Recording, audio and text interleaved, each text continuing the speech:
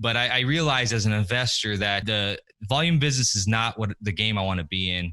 I'm more of just a passive investor. I want to park my money somewhere, collect on that cash flow, a long-term wealth investor. That is finally, after those years of chasing the rabbit, going door to door, that's the type of lifestyle that I want to have.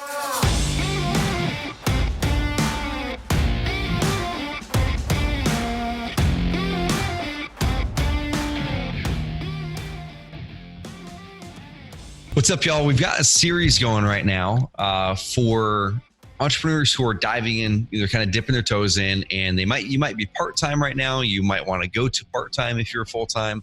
You might be full-time in a job and you're thinking about dipping your toes into being an agent or being an investor. And you're like, how do I figure this out? How do I do both? And so we've got a series with amazing clients of ours that are doing that have figured out ways to have a full-time job and a side hustle.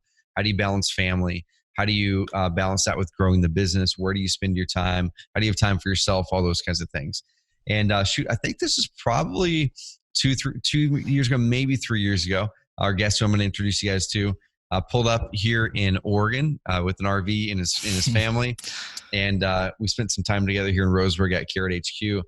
And at that time, he was getting some things going on the real estate side down there in Southern California. But then shortly after, dove into land. And we're going to be talking about how does he have a job, have a family, have side hustles. I say side hustles because you got multiple things going on. And how do you really balance all that? Where do you focus your time? So I'm going to introduce Mr. Paul DoCampo on the CareCast. Welcome on, man. What's going on, man? Thank you. Thank you very much. Dude, so first of all, appreciate you coming on. And just kind of thinking back to when we first connected and met.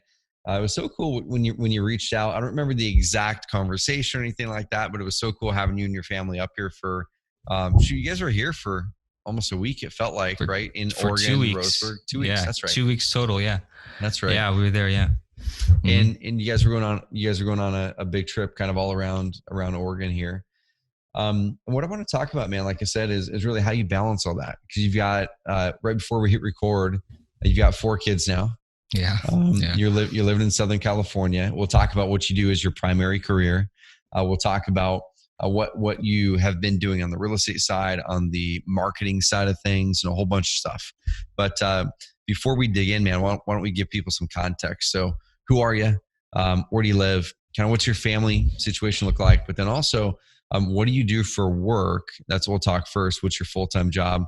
And then we'll start to go into the real estate side, the side hustle. Yeah, sure thing. So I'm out here in Southern California, about an hour away from LA. I was born and raised here. Right about in 2015, that's when I got into real estate. As everybody's story, read Rich Dad Poor Dad, got into it from then. I was just looking to create some passive income, but then the whole rabbit hole got me into wholesaling and single family. I was doing a lot of that, door knocking, cold calling, direct mail. Spent a lot of money on direct mail, with absolutely no traction there. And then moved from, and at the same time, I was married, probably had 1 or 2 kids, maybe 3 at the time. And I was working for a natural gas utility out here. I'm a construction foreman, pipeline construction foreman. And that's a 8-hour gig, Monday through Friday, some unexpected overtimes, on call sometimes. And I was doing all this while door knocking, cold calling, sending out direct mail, talking to sellers. Back when I've done a lot of shifts of different niches, different industries. I worked with you guys for maybe a year, maybe less than a year, as a copywriter. And then I shifted from single family because I wasn't getting any traction. I was doing all the wrong things in there. And moved into mobile homes. Had real good success actually with that. It was night and day actually. Flipped a few into notes. I'm still collecting the cash flow from those. And then realized that I didn't like the rehab part of it. I hated the rehab part of it. I'm not a very good manager. I just don't. I'm the type of manager that just hands somebody a project and walks away, and I expect to have like perfect results. So without any kind of micromanaging. So didn't like the rehab part. So I shifted over to land, which the success rate for that was even bigger. It was It was very easy to acquire. And I think I was in a good market out here in Southern California, a huge population. So it was a good market to flip land. And I'm here today, and now I'm doing now I'm in the info publishing business. I'm doing a lot of gear shifting here. But I realized as an investor that the volume business is not what the game I want to be in. I'm more of just a passive investor. I want to park my money somewhere, collect on that cash flow, a long-term wealth investor. That is finally, after those years of chasing the rabbit, going door to door. That's the type of lifestyle that I want to have. So, dude, and so the whole time you've kept that construction foreman job, right? Right. Yeah. Cool. Yeah. The whole time still doing it because it pays well. It gives me, even though, it's 8-hour gig, I work on call sometimes. There's still flexibility within while I'm there. I'm still, when I was out answering calls for sellers, I would do it during work. No problem. There's nobody looking over my shoulder, basically. Yeah. Dude. So I want to break that down a little bit. Cause I remember back when I was, first starting as an entrepreneur, and you've got to balance it, right? There was work I was doing right out of the gates that wasn't the most fun. Like it was paying the bills. I was learning a lot, but it was paying the bills. But then I'm like, the real thing I want to do is over here. And I can kind of dive into how I balanced that early on. And even during the phase as an entrepreneur where I had multiple businesses, how did I do that? I'll tell you how I did it terribly is what I'll tell you guys how I did it. And then how I transitioned to Carrot a little bit. But I want to dive into what you've done. So let's kind of break it down. He's had a full-time 40-hour week job. He has 4 kids now. He has tried successfully, 3 separate real estate strategies and gone through those and really learned for himself. He's like, cool, I've tried them. I've closed deals on these different strategies. Now I really am honing in what I really want to do for my income, for my long-term, with my day, things like that. So let's go back to when you're doing the real estate side of things. What did your average day look like? You wake up, do you go to work first at the construction job, or are you pulling up work on the real estate side? What's your day look like in the morning? Yeah. So I think one of the biggest things that is still consistent with me, and I think is what really helped me move forward, is having time blocks in place. So for last few years, I've woken up at 3:30 in the morning every day, and that's not to like brag, but it's only because I had to. I leave to work at 6. I need a couple hours for myself, a couple hours to bang out some content on the computer, whatever it was, and then I would also establish some time blocks later on in the day. So when I was door knocking heavily, every Monday was door knock day for me, and so. Every day after work, I'd meet with and I used a partner as well. And that helped exponentially as far as accountability, always showing up on Monday. When I didn't have a partner, there's often times where excuses are made. I'll just door knock tomorrow, door knock next week. So that was a huge, a lift into getting things, showing up every day and getting things moving. Cold called as well. Every 2-3 days, whatever it was. I don't remember if it was Tuesday or Wednesday. After work, show up in my garage, and I set up a little booth in my garage for cold calling because I didn't want to go inside the house. Once I go inside the house, it was over. It was, my energy is drained. Now I have work to do at home too. So it was important to establish these things before whatever business tasks need to be done, getting that done before, even during work if I have to. Answering calls during work, that was fine. In my position, it was fine to do. And in the weekends too, every Saturday was the day I drive over to Starbucks, make follow-up calls in my car, and then head over into the cafe. And at the time I was writing for you guys and bang out some content in the Starbucks, answer more calls, do some more follow-up calls in my car. So that was pretty much that was pretty much every day, my day, and the time block thing was important, and I still wake up at 3:30 in the morning only because I have to. There's really the first hour is the time I have the most energy, and the time that's the most important hour for me. So if I wait, every time I tell myself, okay, I'm going to do something later on in the day, putting the kids to bed, almost never happens. I fall asleep, or I'm just drained, or excuses come up. So it's important, even even if I have to do something in the afternoon, making sure that's whatever that task is, it's early on in the afternoon that I get it done. So the 3:30 in the morning thing, there's a lot of people going to be listening to this that are going, no way. Like, I'm not going to do 3:30. Right now I'm waking up early and it's 6:30 or whatever the number is. Maybe I'll do 5:30. Number one, have you always been a person who wakes up early? And then next, if you weren't, which I know I wasn't, how did you get yourself to that point? Yeah. So no, I wasn't. No, not at all. Not Dude, at me all. either. No, I was never an early morning person. And now I am. Now I'm not a night person. I'll pass out at 8:30. I mean, if I'm that tired. But how I did it was just incremental. When I first got into real estate, I realized I need to wake up earlier, reads, personal development, whatever it was. So, put the alarm clock back an hour, and then realize that's not enough time. Crank it back some more.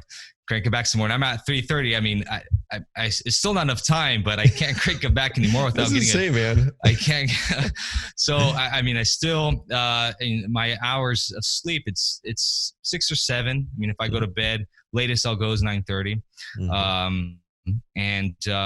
mean, yeah, often I end up falling asleep putting my kids to bed, but that's just how it is. Luckily, I try to get everything done again in the early morning, early afternoon, get all that knocked out. So. Dude, that's so true. Because I know for me, it's similar. We'll all have intention to pull something up at night after work, and it just doesn't happen for me anyway. Not that it couldn't. I'm sure, like, if I had to get the thing done, I would pull it up. Man, it was interesting. This would have been 2015, 2016 for me, where in the starting years of Carrot, it was kind of similar to that. It wasn't 3:30 in the morning. I was more like staying up until 3:30 in the morning. Then I would wake up at 6:37, 7:30. So I wasn't getting a lot of sleep. That wasn't every night, but it was maybe 2 to 3 days a week that I was doing that. And the other days is going to bed at between 11 and 12:30. And wasn't getting a lot of sleep. Was getting somewhere between the 4 to 6 hours.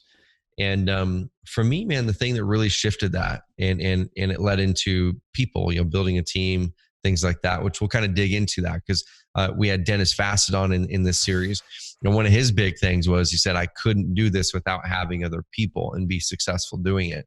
But for me, it was similar where, man, I've told the story, but I was driving my family on the highway towards my parents' house, which is about 3 hours away through the mountains. And it was after one of those 3 a.m. kind of binges. I was writing blogs, writing articles. And that's what really attracted business to us, right? We get ranked well in Google, deliver great content. You come aboard Carrot. And so I was doing activities I felt I needed to do to drive the business forward. And I didn't have people to do them. And thinking, man, it's only affecting me. It's like, I'm fine. It's not impacting my family. As long as it's just me, I can handle that. Like I'm still going to show up for the kids, still going to show up for my wife. As long as they don't feel it. And man, that day I was driving middle of the day. In 1 second I was awake. Next second I wasn't. I fell asleep. Everyone in the car. And there's a ravine over here. There's guardrails. It's just like in a movie, like literally in a movie where you're like, there's no way it would end that way. Where just in the right time, the person wakes up, swerves, bumper scrapes the guardrail, nothing big happens. And I did. I woke up just in time, swerved away, bumper just barely scraped the guardrail, parked, got out. And from that second on, I'm like, I'm not working nights or weekends anymore. And so for me, anyway, I think the impact of limiting my sleep and going to bed way late, but still having to wake up early because that's when the family was getting up. That to me was really damaging. I mean, it helped get where I needed to go, but it wasn't sustainable. And it's the reason I'm saying this, y'all, is what Paul has done, which is just jockey his hours up instead of sacrificing the sleep. Is a lot more sustainable. I would highly suggest that route way more than going to bed at 2, 3, 4 in the morning and then trying to wake up at your 6:30, 7 o'clock. It's the worst. It's the worst, y'all. So now I'm following the Paul model. It's not 3:30, but it's 5 or 5:30, which works for me right now. And I like it. So, dude, anything else? So I want to kind of address some of the elephants in the room that some people might be looking at. So if you're conking out at 8:30 or so, waking up at 3:30, dialing in, going to work, where do you make sure you're fitting family time in? Yeah, that's a good question. Well, when I get off about 3 p.m. Okay. Get home. Yeah. So I have plenty of time from then. Yep. When I was writing for you guys, I would actually after work or now when I was doing cold calls too, do about an hour of time with that right after work. So I'd get home about 4:15. So all that time, I get about 4 hours with the family right after work. So, and then there's always weekends. It's not like weekends I'm spending my whole day, although maybe some days I am if I have to knock something out. But I probably spend only 4 hours of work Saturday and Sunday. The rest is devoted to family. So that's extremely important. Even though, I mean, my wife would probably tell me like, I probably don't spend enough time. And, but I have to, you have to, there's a lot of moments that, especially my kids growing up, I have a 7-year-old, 5, 2, and now an infant. So, and I can't remember. I was telling my wife the other day, I can't remember what my 7-year-old looked like. If I don't look at pictures, what he looked like, what he did. I can't remember those phases when he was 2 years old, when he was a baby. I don't remember those phases anymore. So, I have to constantly remind myself about spending those times instead of being on the phone. And my wife establishes some rules, and thank God for her. She's a blessing to the family. For me, she establishes rules in the house: no phones during dinner time. No phone while I'm putting the kids to sleep, because we don't want them to establish that habit later on. And devote 100% attention to them. Doesn't always happen. Doesn't know the shiny object kicks in, and pull out the phone, see what's going on, answer emails while I'm supposed to be playing with my 2-year-old. But at least that rules, get that established early on, and follow it to a T. Have accountability partner like the wife to get in here and throw a book at you when you're not following it. So, dude, so on the weekends, you mentioned you'll oftentimes work a handful of hours in the weekend. So is that you're waking up at 3:30? That's early in the morning. No, I sleep in. I'll wake up at 5:36. No alarm. So Saturdays, Sundays, I don't put an alarm on. I get a little more sleep. Yeah. Cool. And then when are you pulling up the stuff to do work on weekends then? Usually it'll be after getting the kids breakfast, getting them established first, getting a little bit of time with them too. I set a timer. I do timers with my kids, or in a lot of things we do timers. So I learned that from Eugene Schwartz. Eugene Schwartz, right? He sets from Breakthrough Advertising. 20-minute timer, man. 33. He punches 33. Punch that timer in. That's the amount of time he gets work. Then he spends 5 minutes on a break, and then gets back to work with a 33-minute timer. So I learned that, and so whenever I'm with my kids, and they want to play with me, I get home, they immediately rush to me. They want to play. So I do set a timer, and usually I ask them, "Hey, is 10 minutes, 15 minutes good? 20 minutes good?" Depending on how much time we have. Kind of negotiate with them, okay, and. And so set that timer, and usually that goes well, because timer goes off and they blame the timer, not me. So gotcha. Yeah, the timers worked well for us. So and in business too. Dude, so I kind of want to dive into the business side. So you've got obviously the most important part of it, which is family and taking care of yourself, and then you've got your job, which is the consistent part, and that's, I'm sure, has great benefits and consistency. And then you've got the business side. So when you were spinning things up on the mobile home side, on the land side, what were your goals, if any? Did you or do you have goals to ever leave your full-time job, or are you like, man, I love this job, I really don't have goals to leave it, I always just want to have the side business? Kind of what are your goals there? Right. Yeah. No, that's a good question. And my primary job is it's not that I hate it. So that might be but my goals are to be my own man, to not have to show up, not to ask permission for vacation. That is my goal. And so I have to make sure that whatever I leave for that replaces that. I have to love that. And I was, when I was racking up on the land business, I was getting ready to, it was doing well. Land was doing well. I had a system in place. I was training VAs. We hired a couple VAs. I had a partner, Mike, for a good minute. I was developing like an operation standards, a manual for it.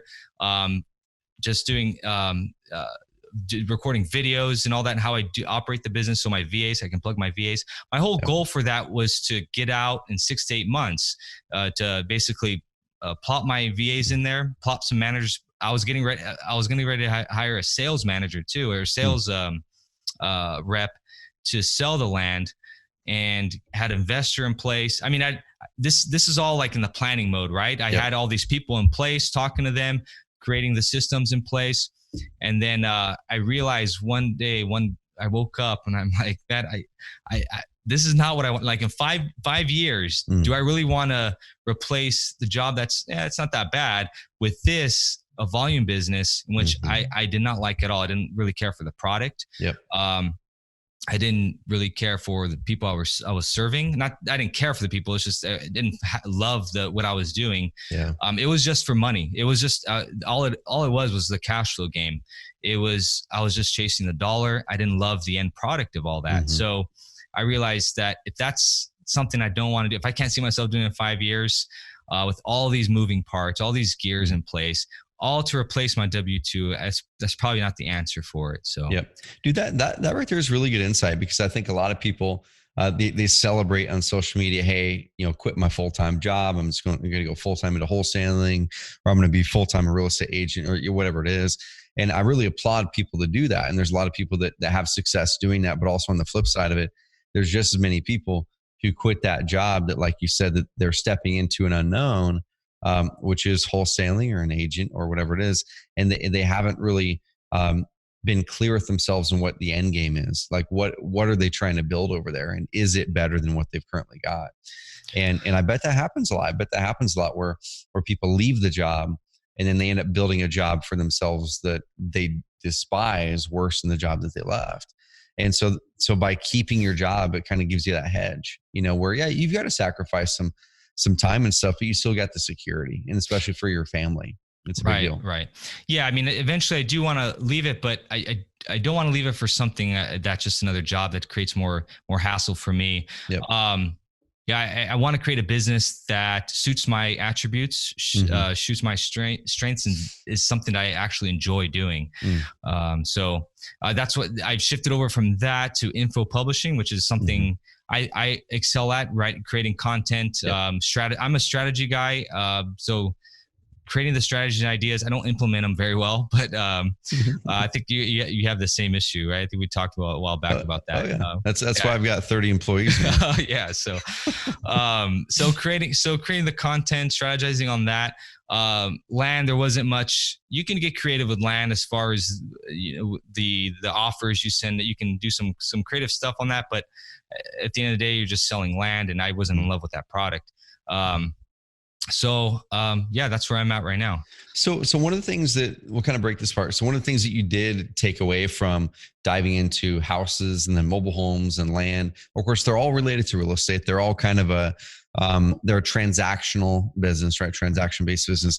With all of them, though, you have to be good at marketing. You have to be good at messaging, positioning, marketing, finding those sellers, finding the demand, and then going and pairing it up with someone who wants to accept that property, right? And so during that process, that's when we connected, where you were starting to learn copywriting. And so for those of you that are listening to this that want to know, like, what is copy? When Paul or Trevor say, well, I'm doing copy or I'm doing info, a copy is essentially all the words that are on the carrot sites. Copy is all the words that are on your direct mail pieces. They're all the words that you say, let's say on your cold calls. It's all the words that are in any of your marketing. And copy is critical. And as we grew Carrot, that was one of our big advantages early on, was all of the other websites out there, whether it was a custom site, Wix, Weebly, Squarespace, or any of our direct competitors, their copy was terrible. So they would have a really bad tech stack that just loaded really fast. They didn't know how to set them up for SEO very well, and their copy was bad for conversion. So we came in and we were able to write better copy, do a lot of conversion optimization, and make them perform a lot better. And so that's one of the advantages that people have seen with Carrot, is performance, and copy is one of those elements. So Paul, as you were diving in, like you mentioned in here that you'd been working with us for a while, you were writing copy, you were writing blog content and doing other things like that for clients in our automated content articles. So through doing something that you ended up discovering you didn't like a lot, you found something you really liked. And so out of that now, you have You've put the real estate side aside. You have income coming in still from the notes on your land deals and probably mobile homes too, I'm sure. Right. So you got income coming in from those still. And now you're focusing on something else. So let's kind of talk about copy and talk about the importance of the words in your marketing and what some people can do with content in their marketing. As you were building up those things and doing a good number of deals, and you've worked with other people on this too, it's kind of an open-ended question here, man, but what are you finding are the first things you look at when you're going to go in and write copy? You're going to go in there and find motivated sellers. What are some tips that people can do to make their copy better? So one of the things I did with some of the clients, your clients, other people, I would get on a call with them, and I would ask them questions, and I was searching for searching for a USP in their business, something that's really unique that they do. Mm-hmm. And for instance, there was one guy was I won't mention his name, but the biggest. He was the biggest Boston home buyer, mm-hmm. and I was writing some of his pages, and he had mentioned that wholesale.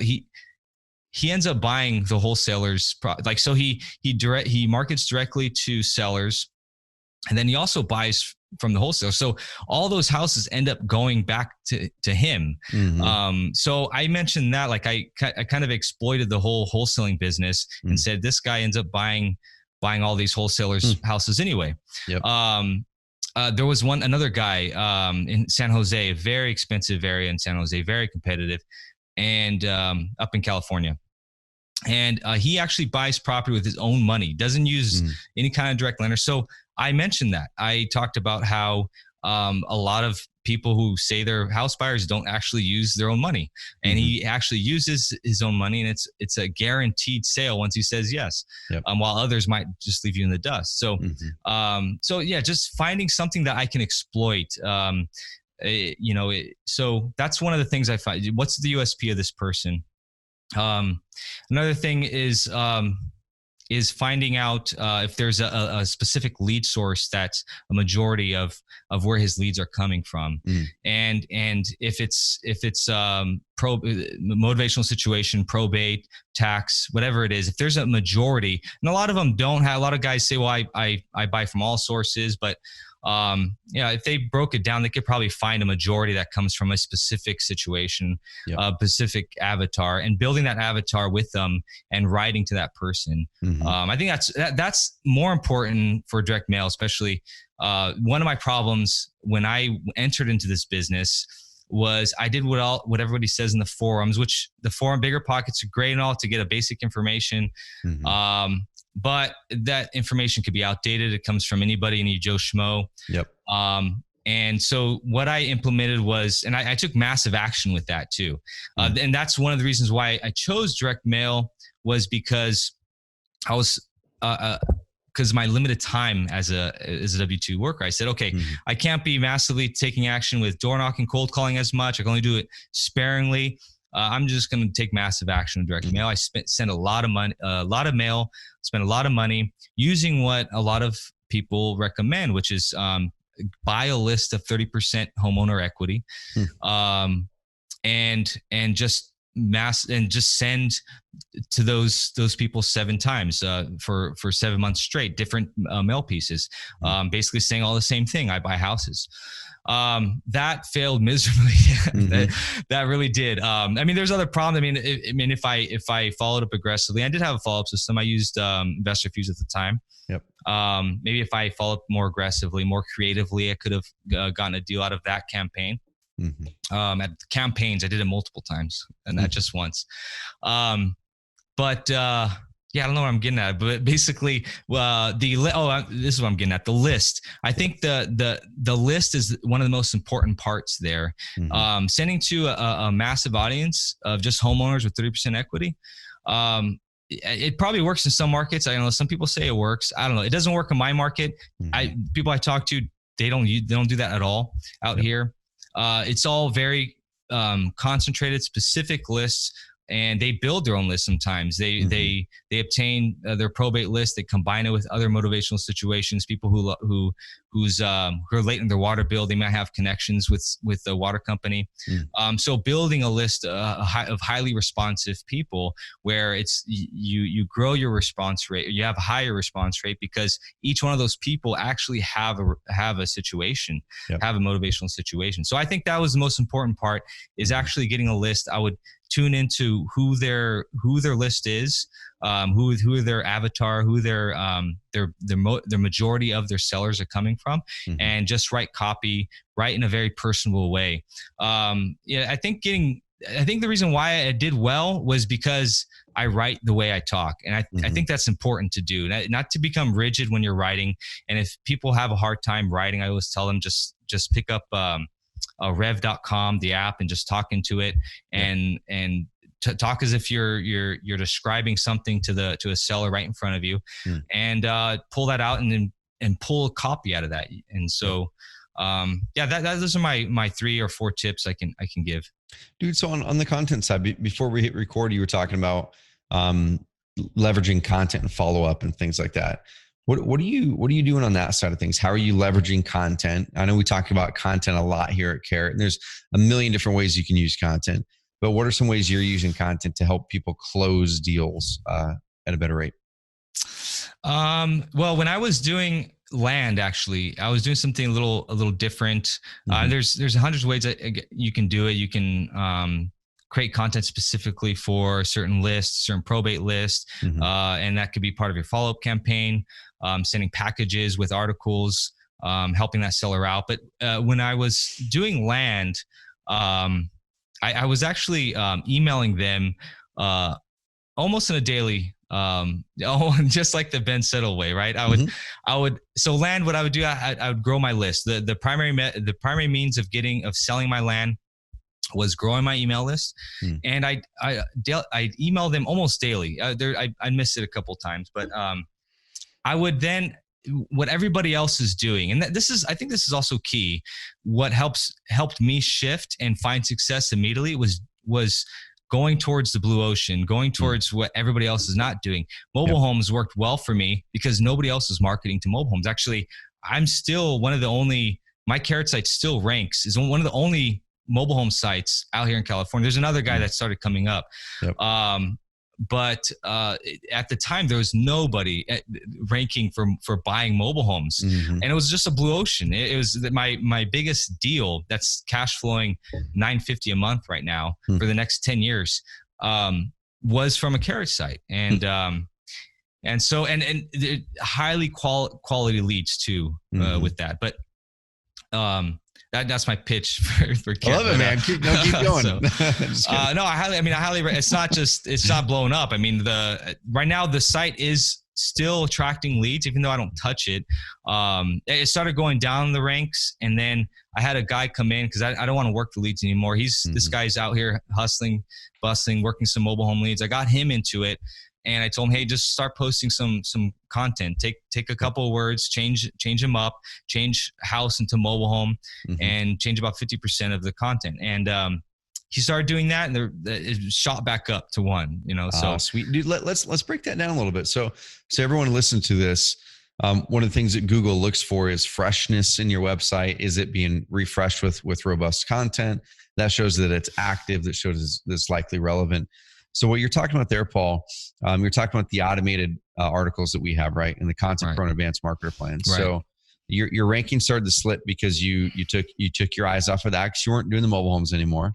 And then you had a guy come in who is now posting those automated articles again. And one question that we'll get from people is, well, shoot, isn't it duplicate content? Well, technically it's the same content as somebody else in that same market, other than your phone number and company name if it's the same city, right? But we are finding if you're posting this piece in Duluth, Kentucky, I don't know if that's the city, versus Independence, Missouri, we're finding that in general, Google isn't seeing that as duplicate. Now, here's one way to power it is what Paul said. and I'm going to toss it back over to you now. So what did you do, and what did you have your business partner there do with those articles to make them start to be more relevant and pop things? Yeah. So all I did was take house, change it to mobile home. That was our asset we're buying. We're just change any kind of words into its relevant synonym. Buyer into purchaser. I mean, it all has to make sense and flow as well. So there's not really, I mean, it's kind of, it's robot work. You're just scanning through there, looking for a word. Okay, what word can replace that? And just quickly changing it. You can you can do that for about 30 to 50% of it and just be fine. I never had an issue with it. So no, exactly. And so to break that down, y'all, they're going in there to our automated articles where we do the research. We come up with the ideas for the content. We write the content. So that saves you all that time to figure out, well, what should I write based on what people are searching? How do I write it? How do I structure it? And you can just automate it and then dive in there in the edit before or after, obviously, ideally before it's actually published, when it's still in the scheduled state. And then you just start editing up that existing post. Like Paul said, swap out some of the words, maybe look at a sentence. Okay, how can I say this sentence in my own way? Put a photo in there that's a localized photo or something like that. So yeah, if you can go in there into those posts, spend 10, 15, maybe 20 minutes max editing, 20, 30, 40% of that article, that's going to make it to where it only took you 15 or 20 minutes to create a really good piece of content. And now Google is going to see as an amazing addition to your website. And it's going to start to bump it up in freshness. And some of those might also rank well in Google for those long tail keyword phrases. That's awesome, man. That was cool seeing it went down when he stopped using it. And then you guys started using that feature again, modifying those articles, and went back up. That's right. Cool. Yeah. Good. Yeah. So I kind of went on a tangent there, but no, you're good. Yeah. So the land, going back to land business, what I was doing there that was working, I was starting to see it work very well, was doing a daily email. And it was what everybody else is doing is, hey, they'd send out an email. It'd be a weekly blast.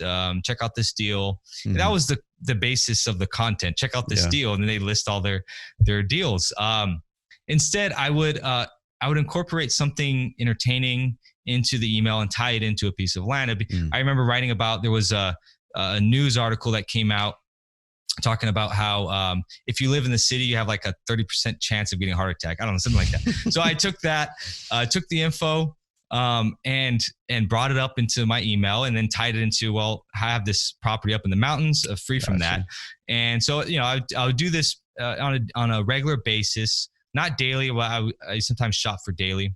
And what happened was I started seeing people responding, like started to grow a relationship with these people. When all of us, then they would come out of the blue, these people that maybe joined 4 months ago on my email list, no activity since then, come out of the blue and say, hey, I'm ready to buy this property. And this property I have listed. I never talked to him on the phone. He just came out of the blue. I wanted to buy this property. I get on the phone with him, and he'd buy that same day. It was just the easiest. And he's still the best buyer today. He still makes his payments to me. So on time and everything. So yeah, I mean, that was a type of content of looking at what everybody else is doing and doing the opposite. That has worked really well for me. Going from single family, everybody's chasing single family, trying to wholesale here, and completely shifting the strategy into something that nobody else is doing, into mobile homes, and then shifting again, which in land out here, very little people are buying it, and there's an abundance of land to buy. And so that I think, looking at that as for content purposes, I'm going to get on the a podcast with Investor Fuse. We're going to talk about content, how to purpose content in your follow up. And doing, everybody else talks about when they follow up it's, hey, are you still, they ask questions. Hey, are you still looking to sell your house? Now that works. I mean, it following up in itself is being consistent. That in of itself works well. I mean, but in a competitive market, when everybody else is using the same systems, now using the same follow-up systems, using the same messages, now you got to stand out from that by looking at the competition and figuring out what can I do differently to stand out. And in content strategy, that's how it's going to solve that. And a content strategy that now is not just about, hey, I want to buy your house. It's bringing value into the person's lap. I have a friend of mine does probate leads out here. He delivers a packet of packet of information that tells them the complete probate process, something a lawyer would give to that person, but he sends it to them in a package. That's value. That's content right there that stands out from, hey, I want to buy your house. Yep. So, dude, that's really good, man. I love it. I want everyone to write that down in a big way, because if you are someone who's full time and you're listening to this, you guys need to do that. That's gonna be one of the ways that you stand out in the business to crack through all the competition, to beat the eye. Like, some people are scared of the iBuyers, dude. Like, I'm actually pumped about them for the real estate industry, because the analogy that I use, I started using this probably about a month ago, and then after I started using it, people saw like, oh, that's such a good analogy. So I'm gonna keep using it until people stop saying that. But essentially, really, no one wanted to buy electric cars until Tesla came on, right? It's like there were kind of all the electric cars out there, and then Tesla came in, and now everyone's selling electric cars. People want electric cars. It's kind of like the thing. And iBuyers are the same way, where in general, a very, very, very small percentage of all homes sold have been through the traditional house buyer, the mom and pop house buyer. And now the iBuyers coming in, I don't think they're gonna take away market share per se. Yeah, they are going to get deals from people for sure. But what's going to happen is they're going to make direct selling more mainstream. They're going to be the Tesla effect of house selling. And so more people are now going to sell direct, because these guys are spending so much money making it popular. And I think that's a great thing. So if you're an investor, that's an awesome thing. I think your market share ability is going to grow over the next decade. If you're an agent, that's a great thing, as long as you shift and use the copy skills that Paul's been talking about here to point out and add value. Like, create pieces of content that show what it's like to sell with an iBuyer versus an investor versus with an agent. Create those pieces of content. Give them to that person, even if like, well, shoot, I don't want them to see that they can sell to an iBuyer or work with a home buyer. Who cares? They're going to probably work with them anyway. If that's what can solve their problem the best, you might as well be the person that educates them on it. So then when they're ready to sell traditionally, they come back to you, or they're going to tell their friend, hey, this person's awesome. They were really helpful. They're going to come back to you. So you guys leverage content. Anything else, man, that's popping up in your mind around content and how investors or agents can leverage content better? Well, probably if standing out and thinking back about copy when you're asking about some things I did, and this is the same. It's, for me, creating content, creating copies is kind of the same thing. I don't have two different mindsets when I'm writing an article or writing a sales page. But I have to grab attention immediately with a headline, and I mean, that's obvious, right? But I think everybody knows that. But something that I would, thinking back to some of your clients, I would try to bring up something that something that exploits the business, something that people wouldn't dare say, are these these real estate investors scamming you? And then I'd go into explaining the whole business, and kind of build to the final point, which would be, hey, this is how I do it. If the guy's an agent, I would talk about how he's held accountable to the state, and how he's not allowed to scam people. He has to do everything by the book. So anyway, grabbing a USP from what you do or what others do in the business, and creating something that makes it stand out in the article, or in the sales page, in the city page, grabbing their attention right off the bat. So, dude, here's one thing. I'm gonna bring this interview full circle. So this is technically a part of our part-time investor series, part-time entrepreneur series. But I think the biggest lesson we've kind of uncovered as we've gone through this, Paul, is while you discovered that doing transactional real estate wasn't your game, and dude, that was the same with me. Early on, dude, it was way before Bigger Pockets was Bigger Pockets. There was this one website called CRE Online, CREonline.com, Creative Real Estate Online. It still exists, yeah. Oh, dude, the forums, I was in those forums all the time, man. This is back in college, like in the library, I was in CRE Online. I was so excited. I was like soaking everything in. And then Bigger Pockets was just getting started. But essentially, what you did there was it was me. I discovered I didn't want to flip and wholesale houses decently quick. I'm like, I really want to build momentum. I want to build assets. I want to do something I really enjoy for my active income, and then I want to put it into real estate. And for me, I really loved marketing. And the cool thing is I leverage marketing now to purchase properties. Literally as we were on, the attorney of a property that is foreclosed and I'm trying to pick up down the street called, and I'm leveraging that active income to put into that so we can beautify those. But the way that I get that is by writing good copy, by creating good marketing that attracts people to Carrot, to my other things. And the cool thing out of this, man, is while you discovered actively flipping houses, mobile homes, land wasn't what you wanted, you did discover a skill set that you probably wouldn't have discovered if you didn't dive in. And I think that's a great lesson for everybody is if you have a job still and you want, that comfort, that safety net, that if this thing doesn't work out, or what if I don't love this thing, keep that job. Just wake up earlier, sacrifice some of your time from playing video games or watching TV or whatever it is.